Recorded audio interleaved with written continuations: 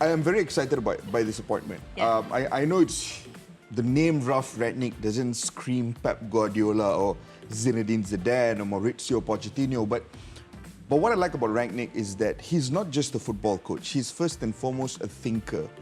And in many ways, he's probably had the biggest influence on football since Johan Cruyff. And that says a lot about Ralf Rangnick. He's a thinker. They call him the godfather of gegenpressing, the concept of football that's very synonymous with Jurgen Klopp and Liverpool. Part of it that's very synonymous with what Thomas Tuchel likes to play. It's also very similar to what Julian Nagelsmann, Jesse Marsch at RB Leipzig at the moment. So he's influenced a whole generation of German coaches, and at this point, non-German coaches too. Anyone who employs the idea of pressing, to some extent, has got some form of influence from Ralf Rangnick. So he's first and foremost a bit of a thinker, and he's very obsessed with details, very progressive. I give you a very simple anecdote to just show how progressive-minded he is. When he took charge of Hoffenheim in 2006, they were in 3rd division, and took charge. They told him the job that he had at his hand was to bring the club from the 3rd division to the Bundesliga within a span of 5 years. He did it in just 2 years. First year, promoted from 3rd division to 2nd, immediately promoted from 2nd to 1st. And when he came to the Bundesliga, he knew his job was a bit bigger because Hoffenheim are a very small club in general. And what he did was to add a bit of vision, to bring in a different flavor, to strengthen his ideologies in football. He appointed the head coach of the German national hockey team, who had won 2 Hockey World Cups. And he appointed him to help Rangnick craft a better system and a better tactic based on hockey principles. Now, this is something that had previously been suggested at the German FA, but the German FA rejected the idea of appointing this guy as a technical director because they said, oh, doesn't have a football background.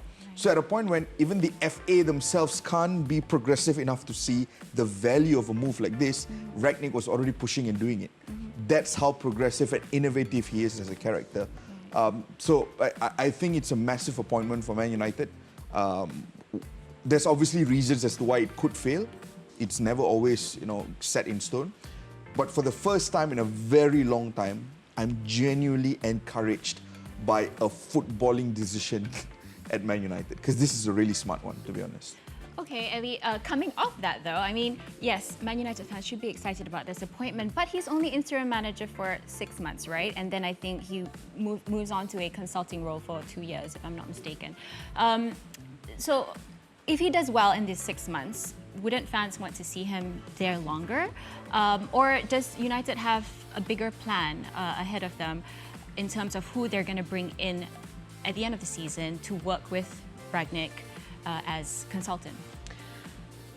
Kish, like how I would like to see football, I think like we consume football in a very dramatic way that like football fans, we consume football that I would just probably give it an example that it's like a live drama, right? Like a soap opera. And manager is always more often than not considered as like the biggest character that we would want to see, like the downs and the ups and everything. So now going back to what Kish has briefed us on where Rangnick came from, the philosopher, like the probably like he doesn't only take on managerial roles all the time, right? He takes more on the administration, like just to get his head and brain into the football operation. Now, I would want to expect that he would be given a bigger role beyond 6 months. So probably maybe, I don't know, the main head coach for a permanent for a certain tenure, like 3 years or 5 years.